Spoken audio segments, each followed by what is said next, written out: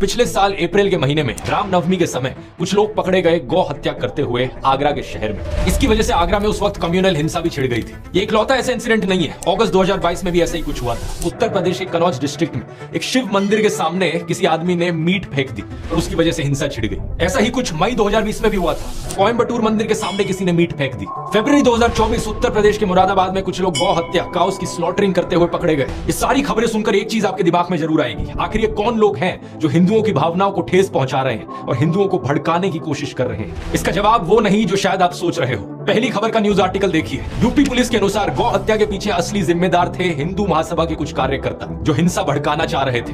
दूसरी खबर, शिव मंदिर के सामने मीट फिकवाई चंचल त्रिपाठी नाम के एक आदमी ने। इसने एक मुस्लिम कसाई को इसके लिए 10,000 रुपए दिए थे। इसके पीछे कारण था कि वहां के एसएचओ हरिश्याम सिंह के खिलाफ बदला लेना चाह रहा था। तीसरी खबर, कोयम्बटूर के मंदिर के सामने मीट फेंकने वाला आदमी था हरिराम प्रकाश, एक unemployed civil engineering graduate. Police के अनुसार ये मेंटली डिस्टर्ब था। चौथी खबर, गौ हत्या के पीछे मुरादाबाद में यूपी पुलिस ने अरेस्ट किया 4 लोगों को, जिनमें से एक था बजरंग दल का लीडर। ये एक मुसलमान आदमी को एक झूठे केस में फंसाने की कोशिश कर रहे थे, इसलिए इन्होंने खुद गौ हत्या कर दी। हैरानी की बात यह कि ये काम करने के लिए इन्होंने खुद एक मुस्लिम आदमी की मदद ली। इन खबरों के पीछे की सच्चाई सुनकर अगर आप हैरान हो रहे हो तो आराम से बैठ जाओ। अगले आधे घंटे में जो मैं सुनाने वाला हूं, अपनी आंखें और कान खोलकर ध्यान से सुनना। हमारे देश में एक भयंकर माफिया चलाया जा रहा है व्हाट्सएप और मीडिया के जरिए, जिसका सिर्फ एक मकसद है, सभी हिंदुओं को ब्रेन वॉश करना और तानाशाह के हाथों कठपुतली बना देना। मैंने पिछले वीडियो में समझाया था दोस्तों कि कैसे किसी भी देश का कोई भी डिक्टेटर हो, वो हमेशा देश की मेजॉरिटी कम्युनिटी को अपना टारगेट बनाता है। भारत के केस में मेजॉरिटी कम्युनिटी है हम हिंदुओं की, और हमें ब्रेन वॉश करने के लिए जो व्हाट्सएप पर माफिया चल रहा है वो 4 डिपार्टमेंट्स पर काम करता है। पहला डिपार्टमेंट जो आपके अंदर गर्व और अहंकार भरता है। कहा जाता है कि आप हिंदू कितने महान हो, specially so called upper caste हिंदुओं को एक गर्व दिया जाता है। चाहे आपने कुछ पर्सनल लाइफ में अचीव किया हो या ना किया हो, आपको कहा जाता है कि आप महान हो क्योंकि आप इस जात इस धर्म में पैदा हुए।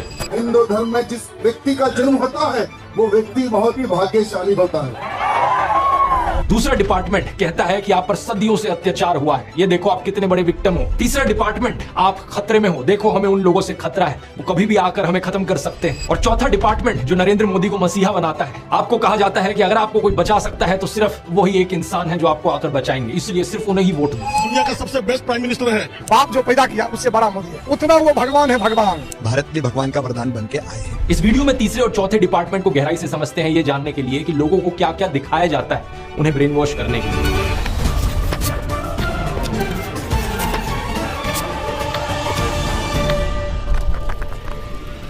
दुनिया भर पर नजर डालें दोस्तों तो डिक्टेटर्स कई देशों में देखे गए, चाहे पाकिस्तान हो, जर्मनी हो, चिली हो या रवांडा हो, लेकिन सभी डिक्टेटर्स के द्वारा टारगेट हमेशा मेजॉरिटी कम्युनिटी को किया जाता है। पाकिस्तान के देश में सुन्नी मुस्लिम्स मेजॉरिटी में, तो उन्हें ब्रेन वॉश करने के लिए झूठी खबरें फैलाई गई कि कैसे देश की बाकी माइनॉरिटीज उनके लिए खतरा बन रही है। हिंदू, क्रिश्चियन, सिख, शिया मुस्लिम्स, अहमदिया मुस्लिम्स या फिर सूफी मुस्लिम्स ही क्यों ना। 2021 में बीबीसी ने वीडियो रिपोर्ट अपलोड करी थी जिसमें दिखाया गया कि पाकिस्तान की स्कूल की किताबों में कैसा नफरतखोर प्रोपेगेंडा मौजूद है, जिसके जरिए बच्चों के दिमाग में जहर डाला जाता है। उन्हें ये कहानियां सुनाई जाती हैं कि कैसे हिंदूज और सिख्स ने लाखों औरतों बच्चों को मार दिया। मेरे पास मुताला पाकिस्तान बुक है और ये 11वीं और 12वीं जमात के लिए है। पेज नंबर 33 पे ये लिखा हुआ है, इंसानियत दुश्मन हिंदुओं और सिखों ने हजारों बल्कि लाखों औरतों, बच्चों, बूढ़ों और जवानों की इंतहाई बेदर्दगी और संगदिली से कत्ल किया और बेआबरू किया। और इतना ही नहीं, यहूदियों को भी इस्लाम का दुश्मन बताया जाता है। इसके अलावा इस 2016 की रिपोर्ट को देखो या फिर 2021 की रिपोर्ट को देखो, जिसमें बताया जा रहा है कि कैसे अहमदिया मुसलमानों के खिलाफ भी हेट स्पीच देखने को मिलती है पाकिस्तान में। इस सब नफरत का नतीजा ये हुआ है कि पाकिस्तान आज के दिन बहुत ही बुरी हालत में है।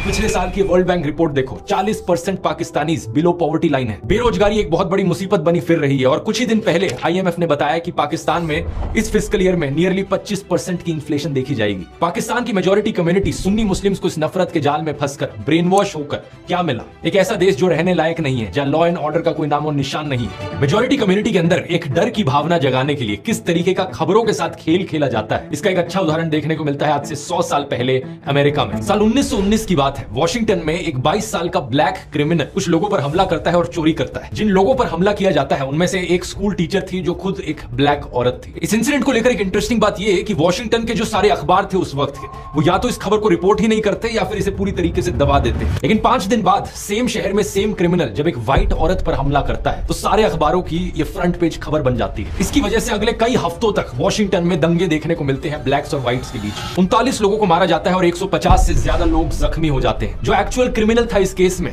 उसका अरेस्ट सिर्फ 1 साल बाद ही देखने को मिलता है, जब वो कोई एक नई चोरी करता है। वॉशिंगटन पोस्ट जो उस वक्त भी एक अखबार था, वो 100 साल बाद 2019 में उस इंसिडेंट को लेकर खेद जताता है। आर्टिकल में लिखता है कि उन्हें रिग्रेट है अपने रेशियल पास्ट को लेकर। आज दोस्तों ऐसी ही कहानियां हमारे देश में दोहराई जा रही हैं। कुछ महीने पहले आपने एक खबर सुनी होगी श्रद्धा वालकर की, एक हिंदू औरत जिसे बहुत ही बेरहमी से मार दिया गया उसके मुस्लिम बॉयफ्रेंड आफ्ताब अमीन पूनावाला के द्वारा। शॉकिंग बात यह थी कि इसमें इसकी बॉडी को काट कर फ्रिज में रखा था, लेकिन हमारे गोदी मीडिया ने इस एक इंसिडेंट का इस्तेमाल किया सभी मुसलमानों के खिलाफ नफरत फैलाने के लिए। इसकी वजह से national broadcasting and digital standards authority (NBDSA) ने 50,000 रुपए का फाइन लगा दिया मुकेश अंबानी के चैनल न्यूज 18 पर। 4 शोज जिन्हें एंकर किया गया था अमीश देवगन और अमन चोपड़ा के द्वारा, इन्होंने नफरत फैलाई थी। 1 लाख रुपए का फाइन टाइम्स नाउ नव भारत पर भी लगाया गया इसी चीज को लेकर। इस इंसिडेंट का इस्तेमाल करके सोशल मीडिया पर भी भरपूर तरीके से नफरत फैलाई गई। एक गोदी इन्फ्लुएंसर ने बॉलीवुड एक्ट्रेस सोनाक्षी सिन्हा की फोटो अपलोड करी उनके मुस्लिम दोस्त के साथ। श्रद्धा की खबर को देखते हुए शत्रुघ्न सिन्हा ने दहेज की लिस्ट से फ्रिज को हटा लिया है। सुदर्शन न्यूज ने एक प्रोग्राम चलाया जिसकी हेडलाइन थी मेरा अब्दुल ऐसा नहीं है कि हकीकत। एक और गोदी इन्फ्लुएंसर ने ट्विटर पर पोस्ट किया आपका अब्दुल भी वैसा ही है। जी न्यूज ने ट्वीट करके प्रोग्राम चलाया मेरा अब्दुल वैसा नहीं है वालों के लिए सबसे बड़ा सबक है ये केस। और ऑफ कोर्स व्हाट्सएप माफिया ने भी अब्दुल शब्द का इस्तेमाल करके बहुत सारे जहरीले मैसेजेस फैलाए। ये सारे पोस्ट और मैसेजेस सिर्फ एक चीज साबित करना चाहते हैं कि हर एक मुसलमान आदमी एक पोटेंशियल खूनी है। अब्दुल शब्द का प्रयोग यहाँ पर सभी मुसलमानों को डिनोट करने के लिए किया जा रहा था। कुछ ही दिन पहले एक और ऐसी खबर आई कर्नाटका से, जहां पर एक मुस्लिम आदमी फयाज ने एक हिंदू लड़की नेहा को मार दिया। एक बार फिर से ये सारे गोदी इन्फ्लुएंसर्स और व्हाट्सएप माफिया को चलाने वाले एक्टिवेट हो गए और सभी मुसलमानों के खिलाफ नफरत उगलने लग गए। मकसद सिर्फ एक, हिंदुओं को ब्रेन वॉश करो और हिंदुओं के अंदर डर बिठाओ कि हिंदू खतरे में है और हमें अगर इस खतरे से बाहर निकलना है तो मोदी को वोट देना होगा। अब जिन लोगों को ब्रेन वॉश ऑलरेडी किया जा चुका है उन्हें इस चीज में कुछ भी गलत नहीं लगेगा। वो कहेंगे क्या गलत है इसमें, ये मर्डर यहाँ पर हुआ, मुसलमान ने किया, ये सारे मुसलमान ऐसे ही होते हैं। उन्हें अगर आप बोलने की कोशिश करोगे तो सिर्फ 1-2 इंसिडेंट्स है, वो आपको 10 ऐसे इंसिडेंट्स गिना देंगे। शारदा आफ्ताब, नेहा फयाज, साक्षी साहिल खान, निकिता तौसीफ, अरशद प्रभा, अंकिता शाहरुख, रितिका सईद, मानसी दीक्षित, मुजम्मिल, इन सभी केसेस की लिस्ट सुनाने के बाद ये आपसे कहेंगे ये देखो कहा था ना मैंने, ये सारे मुसलमान ऐसे ही होते हैं, ये सारे के सारे पोटेंशियली खूनी होते हैं। क्या है इसके पीछे का सच, इस खबर को देखो। श्रद्धा वालकर के केस के 2 हफ्ते बाद एक और केस हुआ था पांडव नगर में। अंजन दास नाम के एक आदमी को उनकी पत्नी पूनम के द्वारा मार दिया गया और श्रद्धा के केस की तरह उसकी भी बॉडी को काट कर फ्रिज में स्टोर किया गया। इतना ही नहीं, इसके 3 महीने बाद इस खबर को देखिए। नजफगढ़ के पास मित्राऊ गांव में साहिल गहलोत ने अपनी live in partner Nikki Yadav को मार दिया। मारने के बाद उसकी बॉडी को अपने ढाबा में फ्रिज में रखा। सेम दिन उसने एक आदि भी कर ली। इन दोनों केसेस की डिटेल्स बिल्कुल वही श्रद्धा आफ्ताब केस वाली डिटेल्स है। सिर्फ एक फर्क, इन दोनों केसेस में कोई हिंदू मुस्लिम का एंगल नहीं है जैसा उस वाले में, इसलिए आपने इन खबरों के बारे में कहीं सुना ही नहीं होगा और ना ही मीडिया वालों ने इस खबर को चलाया होगा। इस रिपोर्ट को देखिए, बिहार के वैशाली डिस्ट्रिक्ट में अमन कुमार सिंह ने एक 17 साल की लड़की सोनम परवीन को मार डाला। हिंदू लड़का मुस्लिम लड़की, इसलिए गोदी मीडिया इसकी बात करेगा ही नहीं। न्यूज 18 हिंदी की वेबसाइट पर एक खबर जरूर छपी, लेकिन इन्होंने लड़के का नाम नहीं लिखा, बस ये लिखा कि हत्या के पीछे प्रेम प्रसंग की आशंका जताई जा रही है। यूपी के शामली डिस्ट्रिक्ट से इस खबर को देखिए। नाइमा उर्फ ईशा अपने घर से भाग गई और एक लव मैरिज करी अंशु के साथ। अंशु एक शार्प एज हथियार से ईशा पर हमला करता है और इसे मारने के बाद उसकी बॉडी कुएं में फेंक देता है। वहां के एसपी ने इंटरोगेशन के बाद बताया कि हस्बैंड अंशु ने अपना गुनाह कबूल किया। रसूलपुर गांव की इस न्यूज रिपोर्ट को देखिए। 20 साल की गुलनाज खातून को जिंदा जला दिया गया एक आदमी और उसके दोस्तों के द्वारा, क्योंकि उसने मैरिज प्रपोजल रिफ्यूज कर दिया था। यहाँ अक्यूज्ड कौन था? सतीश कुमार राय। पिछले साल जब साक्षी और साहिल खान की खबर मीडिया में फैलाई जा रही थी तो उससे कुछ दिन पहले एक और वैसा ही इंसिडेंट हुआ था। बिहार का एक लेबरर रामानुज साहू सूरत गया अपने परिवार से मिलने। उसका अपनी पत्नी रेखा के साथ झगड़ा हुआ और उसने रेखा पर 10 बार चाकू से वार किया। जब उसकी 19 साल की बेटी ने अपनी मां को बचाने की कोशिश करी तो उसने उसे भी मार डाला। नजफगढ़ की इस खबर को देखिए। विपुल सिंह नाम का आदमी खुले में धमकी देता है कि वो मुसलमान औरतों को मोलेस्ट करेगा और मारेगा। दिल्ली पुलिस और एनसीडब्ल्यू ने इस पर कॉग्निसेंस भी लिया। या फिर 5 महीने पहले की कर्नाटका की इस रिपोर्ट को देखिए। 39 साल का आदमी प्रवीण अरुण, इसने अपनी 21 साल की एयर होस्टेस कोलीग आयनाज के साथ दोस्ती करी। जब आयनाज ने इससे कम्युनिकेट करना बंद कर दिया, ये उसके घर में गया और उसे मार डाला और इसके बाद इसने उसकी मां को भी मार डाला, उसकी बड़ी बहन को भी मार दिया और उसके छोटे भाई 14 साल के उसको भी मार दिया। फिर से हिंदू आदमी है, मुस्लिम औरत है, तो गोदी मीडिया इसकी बात नहीं करेगा, ना ही आपको व्हाट्सएप पर सुनने को मिलेगी। 20 दिन पहले की इस खबर को देख लीजिए। 26 साल की रुखसार उर्फ रिया को उसके लिव इन पार्टनर ने मार डाला और उसकी बॉडी को एक कबर्ड में स्टफ कर दिया। अक्यूज्ड कौन था? विपुल टेलर नाम का आदमी। जब दैनिक जागरण में खबर छपी तो इन्होंने लड़की का नाम कहीं मेंशन नहीं किया अपने आर्टिकल में। अब इस खबर को देखिए। बेंगलोर में रहने वाला प्रदीप एक रुखसाना नाम की औरत से संबंध बनाता है। दोनों का साथ में बच्चा होता है। रुखसाना उससे शादी करना चाहती है, लेकिन वो ये नहीं चाहता था, तो उसने रुखसाना का खून कर दिया। ये भी कुछ ही दिन पहले की खबर है कर्नाटका से। मेरा एक ही सवाल है नफरत फैलाने वाले नमूनों से। आपको मैंने इतने सारे केसेस गिना दिए यहाँ पर पिछले 1-2 सालों के, जहां पर हत्या करने वाला एक हिंदू था। तो क्या यहाँ पर यह कहा जा सकता है कि हर हिंदू आदमी यहाँ पर एक पोटेंशियल खूनी है?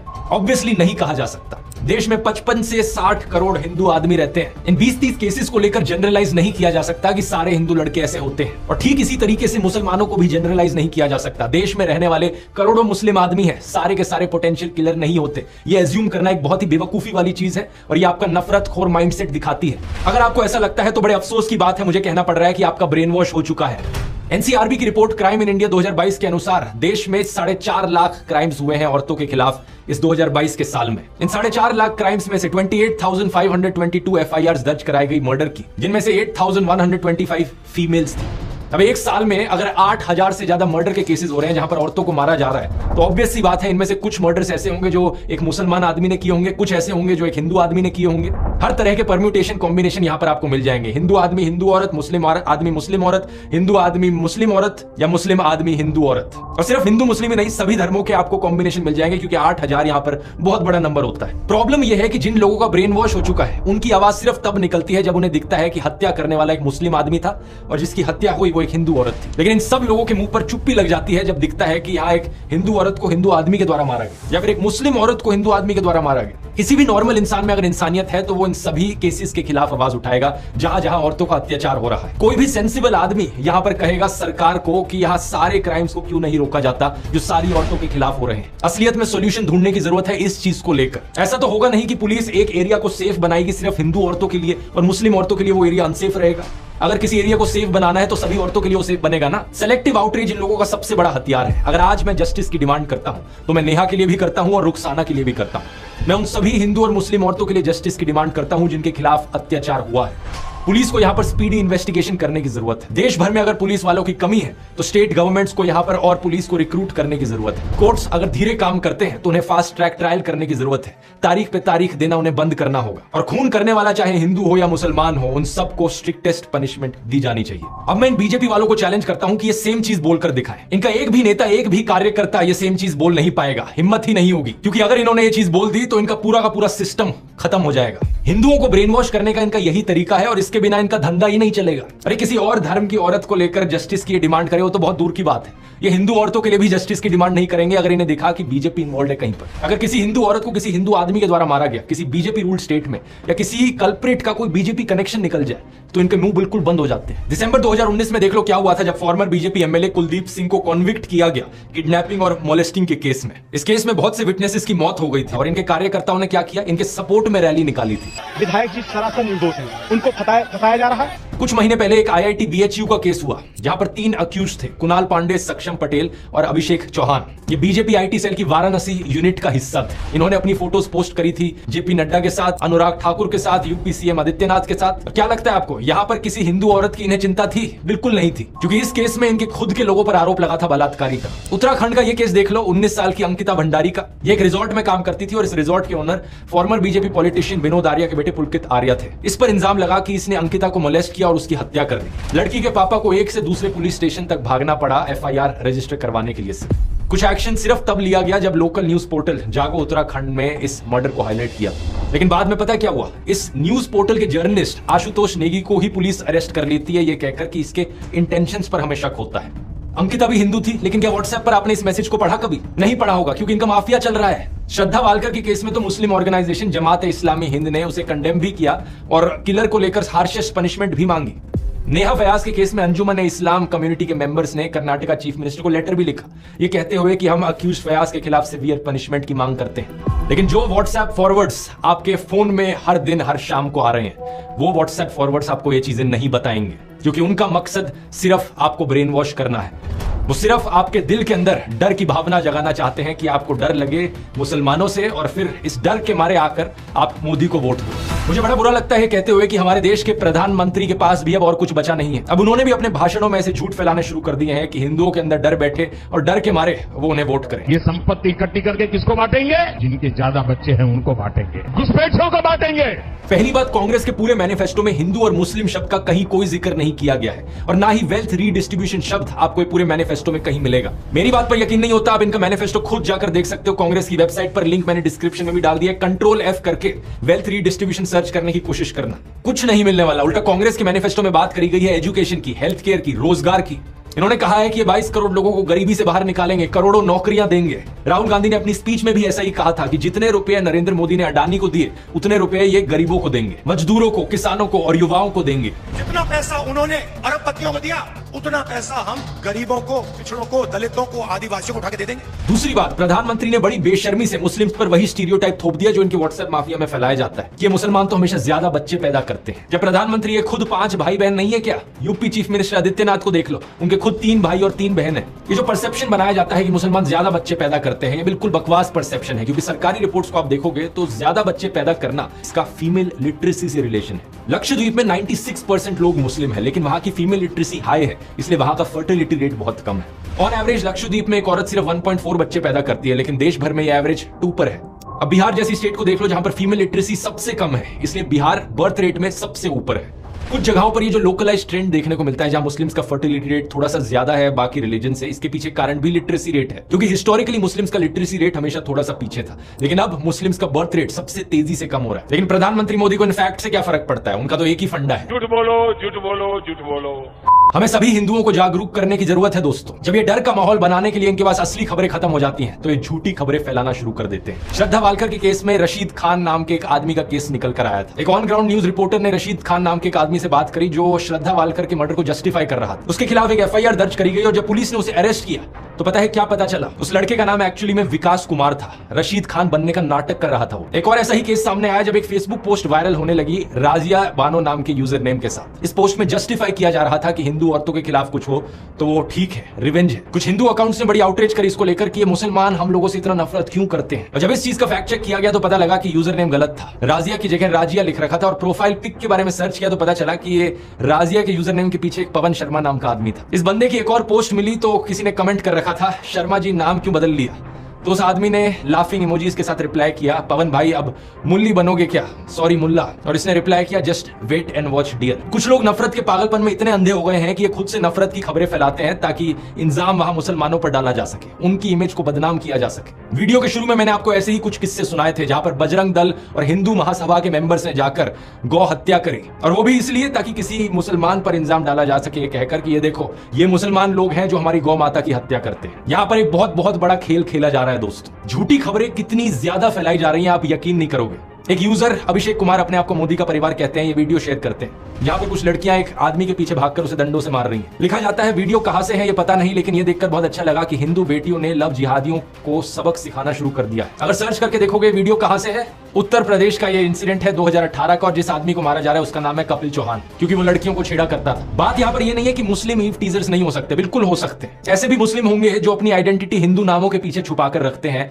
और हिंदू लड़कियों को ट्रैप करने की कोशिश करते हैं, जैसे कि जुलाई 2022 का केस यूपी के आजमगढ़ में। ऐसे भी मुस्लिम्स हैं जिन्होंने हिंदू मंदिरों के सामने कुछ गलत किया है, जैसे कि ये वेस्ट बंगाल टेंपल का केस जहां पर एक मुस्लिम आदमी ने उसके सामने पेशाब कर दिया था। लेकिन बात मैं यहां पर यह कहना चाह रहा हूं कि लॉ एंड ऑर्डर हमेशा काम करना चाहिए, हर इंसान को पनिशमेंट मिलनी चाहिए, लेकिन आपको जो दिखाया जा रहा है वो सिर्फ एक साइड की खबरें दिखाई जा रही हैं। और ये जो नफरत फैलाई जा रही है ये सिर्फ मुसलमानों के खिलाफ नहीं है, बल्कि बीजेपी के खिलाफ जो भी आवाज उठाता है उसके खिलाफ सिमिलर तरीके से कैंपेन चलाई जाती है। एग्जाम्पल लेकर देख लो कांग्रेस का। ये खबर सुनी आपने कि कांग्रेस लीडर रशीद अलवी ने राम भक्तों को राक्षस कहकर बुलाया। सिर्फ व्हाट्सएप पर ही नहीं बल्कि इस खबर को तो कई गोदी मीडिया वालों ने भी चलाया था। After Salman Khurshid, another Congress leader sparks a row.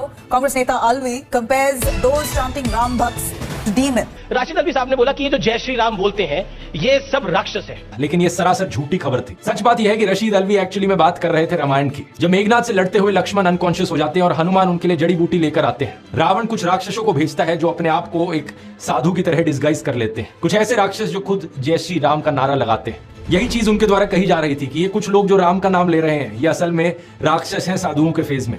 वो अप्सरा बन जाती है और वो हनुमान जी से कहती है, हनुमान क्यों वक्त खराब कर रहे हो, तुम्हें तो सूरज निकलने से पहले जाना है संजीवनी बूटी लेकर। और ये जो सामने बैठा है जय श्री राम कह रहा है, मुनि नहीं, ये निश्चर घोड़ा, ये मुनि नहीं है, ये तो घोर राक्षस है। मैं आपसे बस इतनी बात कह के अब आपसे विदा लूंगा कि आज भी बहुत लोग जय श्री राम का नारा लगाते हैं, वो सब मुनि नहीं, वो निश्चर घोड़ा। बीजेपी वाले ये बात जानते थे, लेकिन जानबूझ के इनकी स्टेटमेंट को क्लिप किया गया, ये दिखाने के लिए कि कांग्रेस मुसलमानों के साथ है, हिंदुओं के खिलाफ बोलती है। रवीश कुमार के साथ भी ये चीज अक्सर करी जाती है। दिल्ली में जब दंगे भड़के थे, शाहरुख नाम के एक आदमी ने गोलियां चलाई थी। व्हाट्सएप पर एक क्लिप काट कर डाली जाती है जिसके ऊपर नीचे कैप्शन लिखा जाता है, आतंकी शाहरुख को बचाने के लिए रवीश ने बताया उसे ब्राह्मण अनुराग मिश्रा। जो ओरिजिनल अनएडिटेड वीडियो है वहां पर रवीश कुमार कह रहे हैं अभी भी जरूरत है कि पुलिस इसकी पहचान को लेकर दोबारा बोले। पुलिस साफ कहती है कि शाहरुख है, मगर आप सोशल मीडिया में देखिए अनुराग मिश्रा बताया जा रहा है। अभी भी जरूरत है कि पुलिस इसकी पहचान को लेकर दोबारा बोले। इसके बाद एक एनडीटीवी रिपोर्टर खुद पुलिस से बात करते हैं और कंफर्म करते हैं कि इस आदमी का नाम शाहरुख ही है। नाम को लेकर कोई स्पष्टीकरण आया है कि नाम क्या है?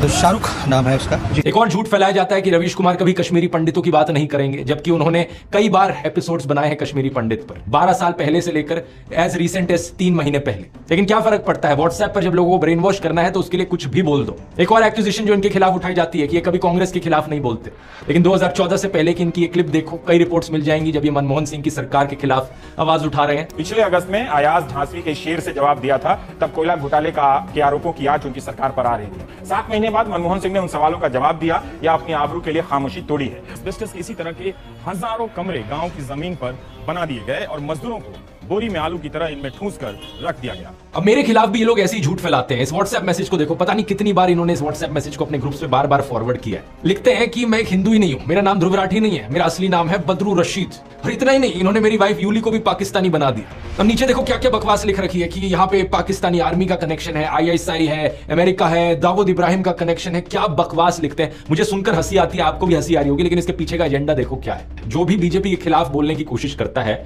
उसे किसी ना किसी तरीके से मुसलमान बना दो, पाकिस्तानी बना दो, क्योंकि जो ओवरऑल गेम यहां पर खेला जा रहा है वो यही है कि हिंदुओं के अंदर डर बैठाना है। और जो भी इनके खिलाफ बोले, अगर कोई वो हिंदू बोल देना इनके खिलाफ, तो वो हिंदू हो ही नहीं सकता। ये अपने फॉलोअर्स को, अपने ब्रेन वॉश लोगों को यही दिखाना चाहते हैं कि जो भी वहां से आवाज उठा रहा है इनके खिलाफ वो हिंदू नहीं है, वो सिर्फ मुस्लिम लोग हैं। जो झूठ ये फैलाते हैं उसे ये डबल चेक भी नहीं करते। एक ये मैसेज था इनका जो फैलाया जा रहा था, अभी कुछ दिन पहले एक ये दूसरा मैसेज है इनका जो ये फैला रहे हैं। इस ट्वीट को देखो, इसके अनुसार तो मेरे फादर इन लॉ है एक्चुअली में पाकिस्तानी सिटीजन, यानी कि यूली के पापा। फिर लिखते हैं कि यूली इकलौती बेटी है उनकी। ये चीज भी झूठ है। अगर इन्होंने मेरे व्लॉग्स देखे होते तो इन्हें पता होता कि वो इकलौती नहीं है। मतलब कुछ बिलीवेबल तो हो जो कह रहे हो, लेकिन अनफॉर्चुनेट चीज ये है कि जो लोग ब्रेन वॉश हो चुके हैं इनके माफिया के अंदर आकर, उन्हें इससे फर्क ही नहीं पड़ता। ये एक लॉजिकल सेंसिबल दिखने वाली झूठी कहानियां क्यों बनाने में टाइम वेस्ट करें, जब इनके जो लोग व्हाट्सएप मैसेजेस पढ़ रहे हैं वो इन बेसर पैर की झूठी कहानियों से ही कन्विंस हो जा रहे हैं। व्हाट्सएप माफिया के तीसरे डिपार्टमेंट कुछ इस तरीके से लोगों के अंदर डर बिठाता है कि उनकी सोचने समझने की शक्ति बिल्कुल स्विच ऑफ हो जाती है। इसलिए बहुत जरूरी है लोगों को जागरूक करना इस चीज के बारे में, स्पेशली हिंदू लोगों को जागरूक करना, क्योंकि अगर किसी को सबसे ज्यादा बेवकूफ बनाया जा रहा है यहाँ पर, तो वो हम हिंदुओं को बनाया जा रहा है। इस माफिया के 2 और डिपार्टमेंट्स बचते हैं, आने वाले वीडियोस में उनको भी गहराई से समझेंगे, लेकिन तब तक काम रुकना नहीं चाहिए। हमारा ये संघर्ष देश के संविधान को बचाने के लिए है, देश के लोकतंत्र को बचाने के लिए। और अगर आप उन लोगों में से हो जिन्हें अभी भी लगता है कि नहीं देश में सब ठीक चल रहा है, देश में कोई तानाशाही नहीं है, तो जरा कुछ दिन पहले की इस खबर को देख लो जरा। सूरत की लोकसभा सीट पर क्या हुआ, कांग्रेस के कैंडिडेट को डिस्क्वालीफाई कर दिया गया और वहां बाकी 8 कैंडिडेट्स ने किसी ना किसी बहाने से विड्रॉ कर लिया, यानी कि इलेक्शन होने से पहले ही बीजेपी ने यह सीट जीत ली। इमेजिन कर सकते हो दोस्तों, लाखों लोग जो सूरत में रहते हैं उनका लोकतांत्रिक अधिकार उनसे इस तरीके से छीन लिया गया। इतना ही नहीं, अरुणाचल प्रदेश में भी ऐसा ही कुछ हुआ। बीजेपी ने 10 सीटें ऑलरेडी जीत ली वहां पर इलेक्शन होने से पहले ही। और इस खबर को देखो, जहां पर दिल्ली में वो चुनाव हारने वाले थे उन्होंने इलेक्शन ही नहीं होने दी एमसीडी की। इससे पहले चंडीगढ़ की इलेक्शन में सीधा सीधा फ्रॉड करने की कोशिश करी गई थी बीजेपी को जिताने के लिए। मतलब समझ रहे हो आप इस सबका दोस्तों, जो पहले चंडीगढ़ में हुआ, जो आज सूरत में हुआ, वो कल पूरे हिंदुस्तान में होगा अगर इन्हें इसी तरीके से जीतने दिया गया तो। 1 नेशन 1 इलेक्शन तो सिर्फ दिखावे का फंडा लगता है। अगर देश इसी तरीके से आगे बढ़ता रहा तो यहां पर जल्द ही 1 नेशन 0 इलेक्शन होगी। चुनाव होने से पहले ही बीजेपी के कैंडिडेट्स जीतते जाएंगे। क्या आप ऐसा देश देखना चाहते हो जहां पर इलेक्शन के कोई मायने ही ना रह जाए? इस चुनाव में दोस्तों हमें अपनी पूरी जी जान लगानी होगी देश के लोकतंत्र को बचाने के लिए। मैंने तो अपना पूरा करियर यहां दांव पर लगा दिया है, क्योंकि मैं चुप नहीं बैठ सकता, मैं देश को ऐसी हालत में गिरते नहीं देख सकता। इसलिए मैं बार बार कह रहा हूं, अपनी आवाज उठाओ, क्योंकि शायद दोबारा कभी मौका ना मिले। 3 स्टेप्स मैं आपको दोबारा से बताना चाहूंगा। स्टेप 1, मेरे व्हाट्सएप चैनल को जाकर ज्वाइन करो। इसका लिंक इस QR कोड में मिल जाएगा, या लिंक डिस्क्रिप्शन में भी है। अगर ये लिंक आपके लिए खुल नहीं रहा तो व्हाट्सएप ऐप को अपडेट करो अपने फोन पर। चैनल ज्वाइन करने के बाद बेल आइकन दबाओ नोटिफिकेशन का। हमारा मिशन है 100 करोड़। हम व्हाट्सएप पर एक ऐसी आंधी लेकर आएंगे सच की कि इनका ये पूरा व्हाट्सएप माफिया दब जाएगा। स्टेप 2, वोट करना मत भूलना। वोट करना बहुत बहुत जरूरी है। अपने परिवार में, अपने दोस्तों तक ये चीजें पहुंचाओ। और स्टेप 3, जितना आप अपने आसपास के लोगों को जागरूक कर सकते हो करो। वीडियोस बना के करो, या घरों से बाहर निकलो, गांव में जाओ, मोहल्लों में जाओ, सड़कों पर घूमो, लोगों तक ये संदेश पहुंचाओ कि देश कितना खतरे में। मुझे नहीं पता अंत में हमारी ये कोशिश सफल होगी या नहीं, लेकिन एक बात जरूर पता है मुझे, मैं अपने आप पर हमेशा गर्व करूंगा कि मैं चुप नहीं बैठा रहा।